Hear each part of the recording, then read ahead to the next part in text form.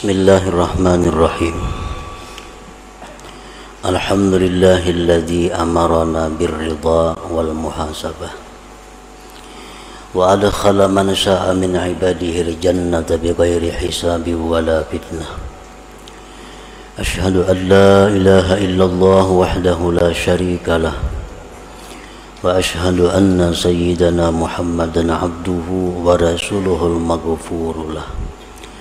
Allahumma salli wa sallim ala sayyidina Muhammadin ar-ra'ufir rahim bil ummah wa ala alihi wa sahbihi wa dzurriyyatihi wa man salaka maslakah.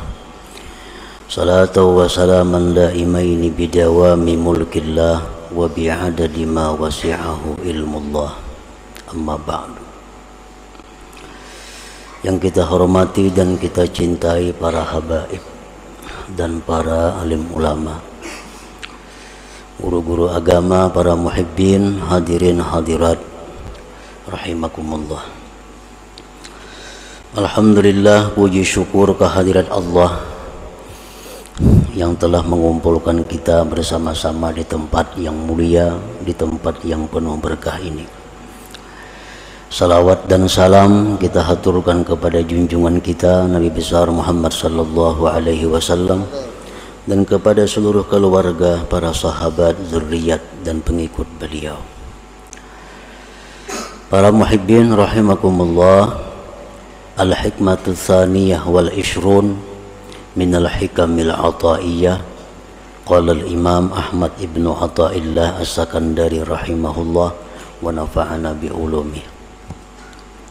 Hikmah yang ke-22 dari Al-Hikam Al-Ataiyah. Berkata pengarang Al-Imam Ahmad bin Athaillah As-Sakandari rahimahullah, ma min nafasin tubdihi illa walahu qadarun fika yumdihi.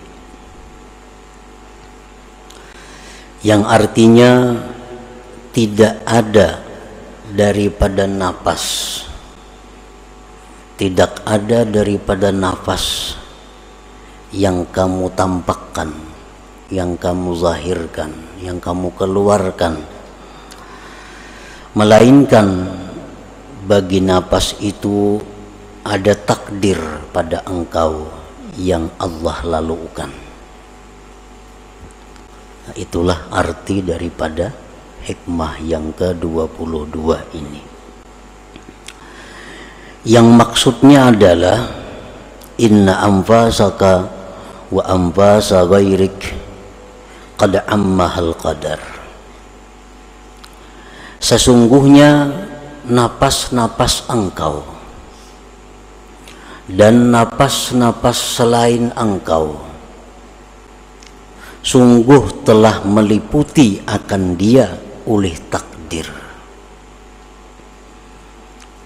Jadi seluruh napas-napas kita ini dan napas-napas orang lain itu semuanya tidak lepas dari takdir Allah.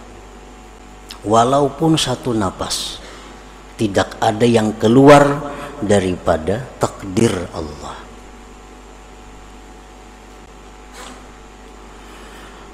Wala yasduru minka wa min ghairik illa ma sabaqa bihi ilmuhu wa qada'uhu subhanah.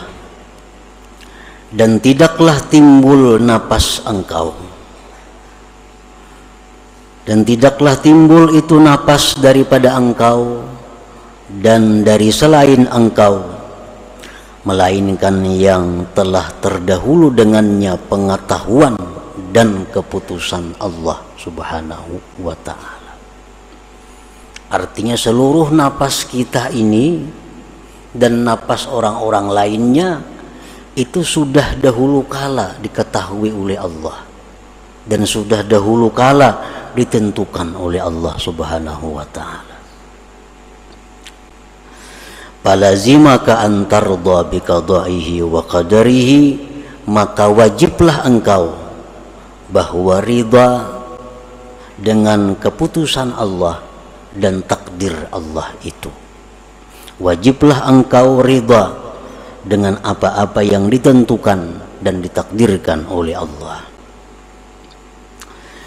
Wa haqiqatur ridha an la ta'tarida 'ala Allah subhanahu wa ta'ala, dan bermula hakikat ridha itu adalah bahwa engkau tidak mengiktirad, bahwa engkau tidak membahas, bahwa engkau tidak menentang apalagi marah atas Allah subhanahu wa ta'ala. Nah, para muhibbin rahimakumullah, orang yang marah kepada Allah berarti adalah orang yang tidak ridha dengan Allah. Bisakah manusia, bisakah kita ini marah kepada Allah? Allah di akhirat nanti akan menanyakan kepada kita, wahai Fulan bin Fulan, engkau pada hari anu, jam anu, kenapa marah kepadaku? Wahai Fulan bin Fulan, engkau pada hari anu, tanggal anu, jam sekian, kenapa engkau mencela, mencaci makiku? Seorang hamba ini bertanya kepada Allah, wahai Tuhanku, aku tidak pernah marah kepadamu, aku tidak pernah mencaci makimu. Kata Allah, tidak, kau pernah marah kepadaku. Kapan kau marah kepadaku? Di waktu kau marah kepada hambaku. Kapan kau itu marah kepadaku? Di waktu kau marah kepada hamba-hambaku. Kapan kau mencaci maki aku? Ketika engkau mencaci maki hamba-hambaku. Nah, para muhibbin rahimakumullah, berarti kalau kita ini benci kepada hamba, kepada makhluk Allah, sama dengan benci kepada Allah. Kalau kita mencaci maki hamba Allah, makhluk Allah, pada hakikatnya kita mencaci maki Allah. Rasulullah SAW bersabda, la tasubbud dahra fa innallahu wad-dahru. Jangan kau mencaci maki terhadap masa. Jangan engkau mencaci maki keadaan-keadaan. Sesungguhnya Allah itulah yang mencipta keadaan-keadaan itu. Nah, para muhibbin rahimakumullah, sebagaimana dalam hadis disebutkan, Allah bersabda, Allah berfirman kepada hambanya, "Ya Tuhan, wahai Fulan, ini di akhirat, aku sakit, engkau tidak menjenguk aku. Wahai Fulan, aku lapar, engkau tidak memberi makan kepadaku." Ujar si hamba, "Ya Allah, bagaimana engkau itu bisa sakit? Engkau Tuhan." Kata Allah, "Hambaku itu sakit, tapi kau tidak membisuknya." Seseorang yang sakit itu adalah orang yang dikehendaki Allah sakit. Nah, kalau kita tidak membisuk dia, sama dengan tidak membisuk Allah. Kada mailangi Allah. Aku kelaparan, ya Tuhan, engkau kada memberi makani aku. Jadi kita, ya Allah, engkau Tuhan, mana mungkin lapar. Hambaku lapar, engkau tidak memberi makan dia. Nah, lapar itu adalah ciptaan Allah. Orang yang lapar, orang yang dikehendaki Allah. Kalau kita kada memberi makan kepada mereka, sama tidak memberi makan kepada Allah. Nah, jadi sangkut pautnya dengan yang kita baca ini adalah bahwa kita wajib ridha dengan apa yang ditentukan oleh Allah Subhanahu wa ta'ala, karena setiap napas kita dan napas selain kita itu pasti ada takdir yang meliputinya. Para muhibbin rahimakumullah, Allah Subhanahu wa ta'ala berfirman, "Wallahu khalaqakum wa ma ta'malun." Allah yang menciptakan kamu dan menciptakan segala perbuatan kamu. Itu Al-Quran. Bila mana kita belajar tauhid sifat 20 umpamanya, atau yang lebih tinggi daripada itu, kita mengenal tauhid af'al. Nah, kita mengenal tauhid af'al. Arti tauhid af'al itu apa? Mengesahkan perbuatan-perbuatan. Maksud mengesahkan perbuatan-perbuatan itu apa? Mengiktikadkan di dalam hati bahwa tidak ada perbuatan dalam alam semesta ini melainkan perbuatan Allah Subhanahu wa ta'ala. Nah, itu tauhid af'al. Kita wajib mengiktikadkan di dalam hati kita bahwa apa-apa yang berbuat pada alam semesta ini itu adalah perbuatan Allah. Kalau kita kada mengiktikadkan demikian, kita kada beriman. Nah, kita kada beriman, kita kada tergolong ashabul yamin. Seluruh perbuatan yang kita lihat, kita dengar di alam semesta ini adalah perbuatan Allah Subhanahu wa ta'ala. Nah, ini tauhid af'al ngarannya. Itu wajib kita mengiktikadkan itu di dalam hati. Nah, af'al ini, perbuatan ini asarus sifat, bekas sifat. Perbuatan itu adalah buahnya sifat. Dari sifat timbul af'al. Kita melihat tukang begitu pandai membangun sebuah bangunan, itu af'al tukang pada zahirnya. Nah, kehebatan tukang maulah bangunan itu tentu bekas daripada ilmu yang ada dalam dirinya. Ilmu sifat. Jadi karena adanya sifat ilmu dalam diri si tukang ini, timbullah perbuatan membikin gedung, membikin rumah yang bagus. Nah, jadi af'al itu adalah keluarnya di sifat. Nah, kita kembali bahwa seluruh perbuatan ini adalah perbuatan Allah. Seluruh perbuatan adalah perbuatan Allah. Dan perbuatan Allah itu, fi'il Allah itu bekas dari sifat Allah. Bekas dari sifat Allah. Dan sifat Allah itu banyak. Sifat Allah banyak. Tetapi kesimpulan dari banyaknya sifat Allah itu dibagi dua. Ada sifat Allah yang dinamakan Al-Jamal, ada sifat Allah yang dinamakan Al-Jalal. Al-Jamal ini artinya keindahan, keelokan. Seperti apa sifat-sifat yang dalam kelompok Al-Jamal ini? Sifat pengasih, penyayang, pecinta, pemelihara, pemberi, pemaaf, pengampun. Itu sifat-sifat keindahan, keelokan. Yang kedua dinamakan sifat Al-Jalal, sifat kebesaran.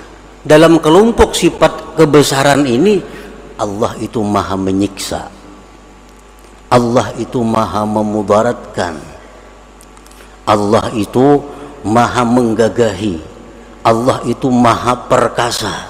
Nah, ini kelompok sifat Al-Jalal ngarannya. Jadi seluruh perbuatan-perbuatan yang ada kita lihat ini, itu kada lepas daripada antara dua. Bisa Al-Jalal, bisa Al-Jamal. Bisa keelokan, bisa kebesaran. Nah, para muhibbin rahimakumullah. Kalau kita melihat manusia, nah, manusia ini orangnya penyayang, pemaaf, tutur katanya lembut, dikawani nyaman, dikawani kadesuh membahas. Nah, ini adalah bekas daripada jamal, keindahan Allah. Ada kan kita bisik manusia nangka itu? Pasti ada. Manusia-manusia yang tutur katanya lembut, orangnya pemurah, orangnya penyayang, orangnya kada penyinggungan, orangnya kada pengarasan, orangnya kawa diatur. Ada manusia macam itu? Ada. Nah, ini adalah sifat-sifat yang nampak pada orang itu, sifat keelukan Allah. Nah, kalau kita berhadapan dengan sifat keelukan ini, kita dengan mudah ridha kepadanya, senang. Dengan mudah ridha kepadanya. Tetapi kita kadang-kadang ada berhadapan dengan perbuatan-perbuatan makhluk Allah yang merupakan sumbernya dari jalal kebesaran Allah. Orangnya kasar, salah sedikit tersinggung, salah sedikit bisa kadang memberi, salah sedikit bisa menghantam. Ada kadang manusia macam itu? Ada. Kadang khawatir salah, kalau amuk. Nah, ini adalah manusia-manusia yang merupakan perbuatannya itu dari sifat jalal kebesaran Allah. Nah, kita dituntut untuk juga ridha kepada orang seperti ini. Kita dituntut juga untuk ridha dengan orang seperti ini. Jangan hanya ridha kepada yang jamal tadi, nyaman itu. Tapi kita mesti juga ridha kepada yang jalal, karena kedua-duanya adalah sifat Allah Subhanahu wa ta'ala. Nah, di sini kita diuji tauhid af'al kita. Apakah kita tauhid af'al itu hanya sampai dalam kitab? Apakah tauhid af'al kita hanya sampai utak? Apakah sampai ke hati kita?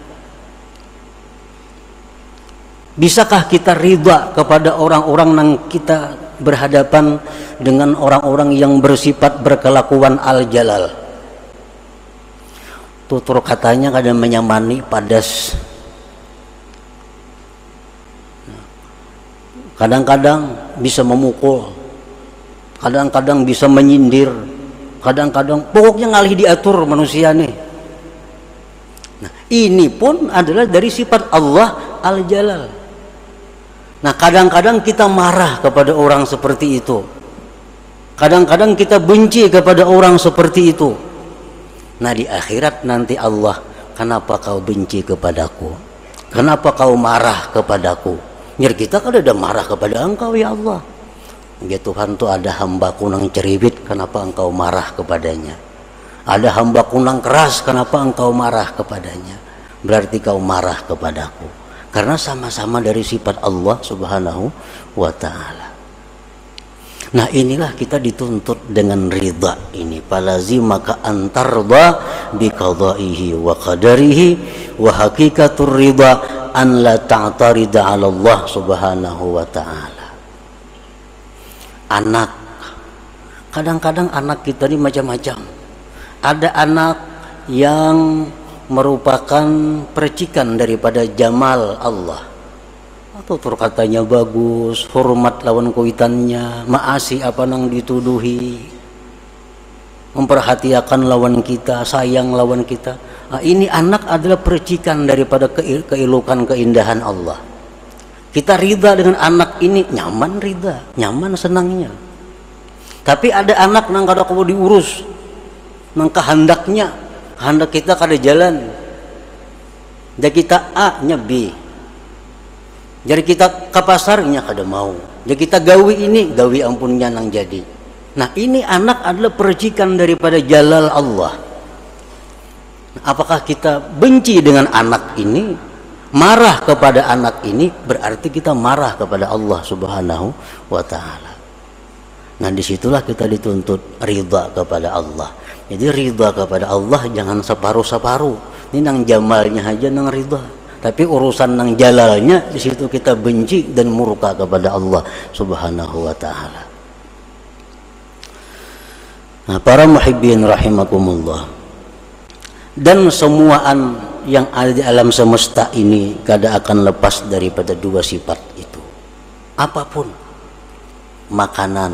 Nah, makanan ini kalau nang percikan daripada jamalnya Allah, dimakan nyaman, menyihatakan awak, rasanya nyaman, harganya murah. Ini jalal, jamal Allah, jamal Allah. Ada nang makanan bila kita makan batuk, Ada yang bila tak makan ini meriap dingin. Ini makanan ini percikan daripada jalal Allah. Kada kau diurus makanan ini. Dan kadang-kadang kedua sifat itu ada pada diri kita. Ada pada diri kita.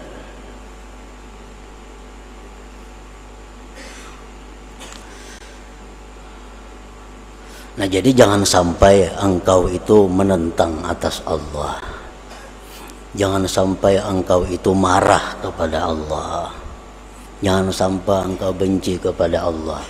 Karena nanti di akhirat kita akan ditaubih oleh Allah. Napa taubih itu artinya ditumpalakakan oleh Tuhan bahasa kitanya. Nah, ikam gitu Tuhan waniknya menyeriki aku lah. Waniknya ikam ini mendendam lawan aku lah. Di kita asal ada mendendam engkau ya Allah. Nah gitu Tuhan, ikam dendam lawan hambaku. Ikam dendam lawan Fulan bin Fulan. Engkau marah dengan Fulan bin Fulan. Padahal itu adalah merupakan perbuatan daripada aku. Nah, para muhibbin rahimakumullah, kalau kita berhadapan dengan satu kemunkaran, dengan satu kemaksiatan, nah di sini yang perlu kita terapkan di dalam hati kita dan di dalam zahir kita, munkar. Allah menyuruh kita membenci yang munkar. Di sisi lain Allah memerintahkan kita supaya ridha dengan apa yang terjadi. Nah, apabila kita melihat satu kemunkaran, ini mesti dua sesuatu yang berfungsi, syariat dan hakikat, kada boleh terlepas. Syariat kita benci kepada munkar, yang kita pandang adalah munkar itu ikhtiar dari Fulan bin Fulan. Tetapi terhadap kemungkaran itu kita bisa memaklumi, bisa meridai kalau kita pandang bahwa kemungkaran itu adalah perbuatan daripada Allah Subhanahu wa taala. Jadi mesti kedua-duanya. Kalau kita marah kepada yang munkar, jangan marah ke hati-hati. Apalagi dendam ke dalam hati. Itu kaliwatan. Kalau kita melihat yang munkar, jangan setuju, jangan tersenyum. Itu pun salah. Tapi bila kita melihat yang munkar, disinilah pedang yang diistilahkan ulama dengan pedang yang bermata dua. Satu pedang bermata syariat, dua pedang bermata hakikat. Syariat artinya kita mengeritik, kita merubah kemunkaran, memandang itu ikhtiarnya si pelaku munkar. Tetapi dalam hati kita bisa memaklumi, bisa meridai, karena itu adalah fi'il daripada Allah Subhanahu wa taala. Yang tapa huruf nih. Ini nang batin dikalawarakan, melihat kemunkaran, tersenyum, ketujuh.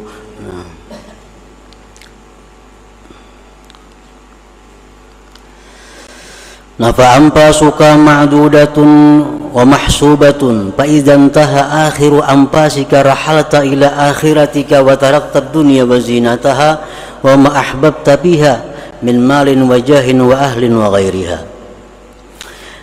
Maka bermula napas-napas kamu itu dihitung dan dihisap. Napas kita ini Allah ada hitungannya, berapa triliun kali kita bernapas sepanjang umur.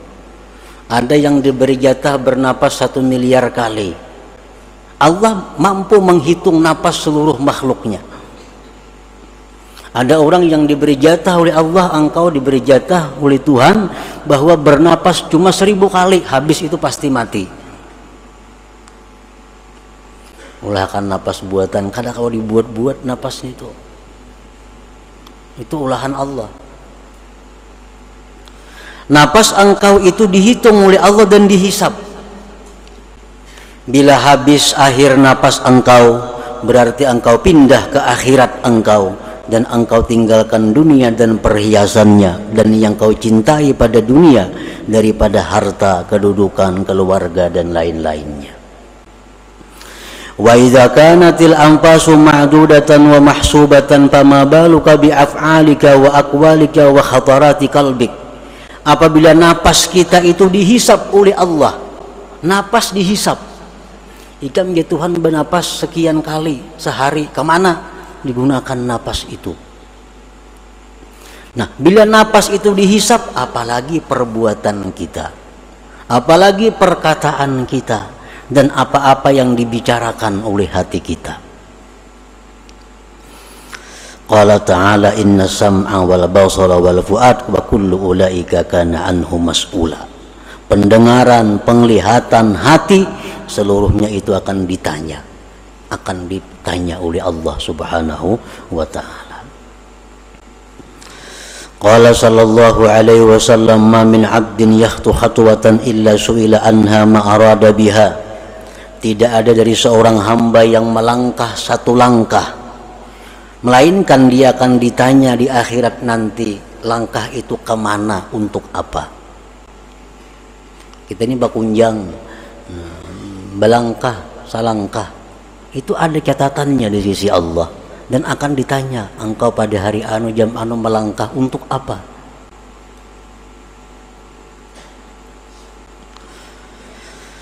Wa qala Rasulullah sallallahu alaihi wasallam idza kana yaumul qiyamah da'a Allahu bi 'abdin min 'ibadihi fayuqifuhu baina yadayhi fayas'aluhu an jahihi kama yas'aluhu an amalihi. Apabila hari kiamat terjadi, Allah memanggil dengan seorang hambanya dari hamba-hambanya. Allah dirikan hambanya itu di hadapannya. Allah tanya hambanya itu tentang pangkatnya, sebagaimana Allah menanya daripada perbuatannya. Nang berpangkat-pangkat itu ditanya Allah juga. Kamu pangkat apa? Jabatan apa? Di mana kamu dapat jabatan itu, dengan jalan apa? Kemana kamu menggunakan jabatan-jabatan itu? Ditanya oleh Allah. Menjadi pembakal, menjadi camat, apalagi bupati, apalagi nang ke atasnya. Bukan inting, itu akan ditanya dengan jalan apa engkau dapat jabatan itu. Nah, dan kemana menggunakan jabatan itu, ditanya oleh Allah. Dengan apa dapat jabatan itu? Kayak apa caranya minta jabatan? Imbah menjabat bang, kayak apa kelakuannya? Nah, pejabat-pejabat yang paling celaka itu adalah pejabat-pejabat yang mempersulit umat Nabi Muhammad sallallahu alaihi wasallam. Pejabat pembakal kah? Jangan mempersulit. Bila mempersulit, Nabi kita mendoakan sulitkan mereka di akhirat. Bah, kalau sudah Nabi mendoakan itu sudah kiamat. Nah, pejabat-pejabat itu ya Nabi, mudahkan atas umatku urusan mereka, jangan dipersulit. Kalau mempersulit, Allah akan menyulitkan kamu di akhirat. Kalau Allah menyulitkan di akhirat, pasti akan binasa.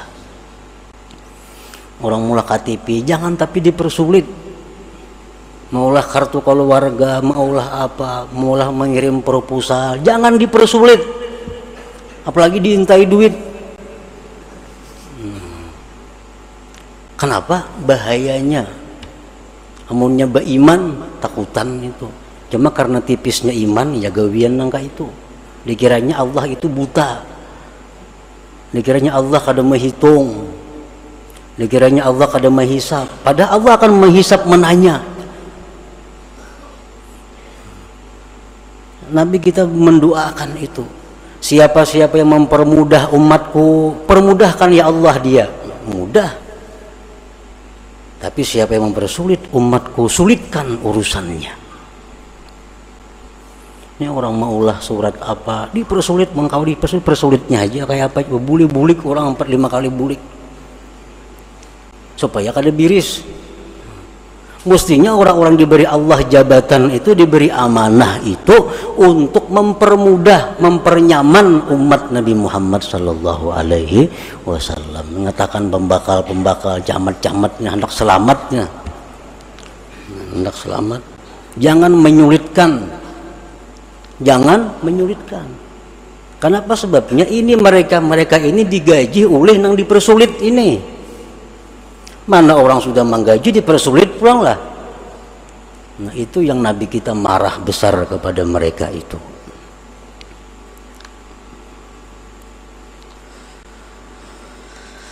Qala Qala Umar ibn al-Khattab radhiyallahu anhu, hasibu anfusakum qabla an tuhasabu wa zinuha qabla an tuzanu. Nah, ini Sayyidina Umar mengajarkan kepada kita cara supaya mati itu di akhirat itu kada dihisap, kada ditanyai oleh Allah macam-macam. Sayyidina Umar mengajarkan agar Sayyidina Umar, hisaplah diri kamu sebelum dihisap orang. Nah, kita hisap berdahulu. Nah, kita hisap berdahulu. Karena di sana kita kada dihisap orang lagi. Bila kita di sini kada menghisap, di sana kena hitungannya ngalih. Nah, bagaimana cara menghisap diri itu? Bagaimana cara menghisap diri? Bagaimana cara muhasabah yang sebenarnya? Wa inna ma hisabuhu li nafsihi ay yatuba an kulli ma'siyatin qabla al-maut taubatan nasuha wa yatadaraku ma farata fi faraidillah azza wa jalla wa yaruddul mazalim ila ahliha wa yastahillu kulla man ta'arrada lahu bilisanihi wa yadihi hatta yamut hadha yadkhulul jannata bighairi hisab. Menghisap diri itu adalah artinya tobat dari tiap-tiap maksiat. Tobat nasuha, jangan tobat bebulikan. Tobat nasuha, satu. Yang kedua, bayari hutang-hutang kepada Allah. Hutang puasa, hutang sembahyang, bayari hutang nazar. Kembalikan kezaliman-kezaliman kepada pemiliknya. Pernah memungut pungutan liar, bulikakan no ampunnya. Dalam dunia nyaman bulikakan, mau di akhirat ngalih. Bulikakan kepada ampunnya. Kita pernah mencuntan, bulikakan. Kada kau lagi membulikakan, minta halal. Orangnya sudah mati, minta halal kepada ahli warisnya. Ahli warisnya kada ada lagi. Banyaki beramal ibadah, hadiahkan pahalanya lawan orang nang hartanya dicuntan itu. Hadiahkan, baca Fatihah ayat 4, hadiahkan pahalanya. Nah, ya Allah, ini hamba membaca Fatihah ayat 4, pahalanya beriakan ya Allah untuk orang-orang yang pernah hamba ambil hartanya, orang yang pernah hamba gibah pribadinya dan sebagainya. Itu jalan terakhir. Nah, bila kita bisa melakukan itu, mati kita yadkhulul jannata bighairi hisab, maka masuklah surga tanpa dihisap lagi. Nah, ini amalan masuk surga nang tanpa hisap nang sebenarnya itu. Kalau ada amalan-amalan siapa membaca ini masuk surga bighairi hisab, itu hanya penunjang. Siapa sembahyang tengah malam masuk surga tanpa hisap, itu hanya penunjang. Tapi intinya adalah ini, tobat dari maksiat, bayari hutang kepada Allah, bulikakan harta-harta orang yang ada pada diri kita, pada kekuasaan kita, bulikakan, dan minta halal kepada orang-orang yang kita sakiti, yang kita aniaya. Pertahankan sampai mati, mati kita ngarannya husnul khatimah, masuk surganya bighairi hisab. Itu yang dimaksud daripada hikmah yang ke-22 daripada Al-Hikam Al-Ataiyah ini. Nah, selanjutnya yang ke-23. Ila hadratin Nabi sallallahu alaihi wasallam Al-Fatihah. Astagfirullahaladzim dinas siratal mustaqim siratal ladzina an'amta 'alaihim ghairil maghdubi 'alaihim.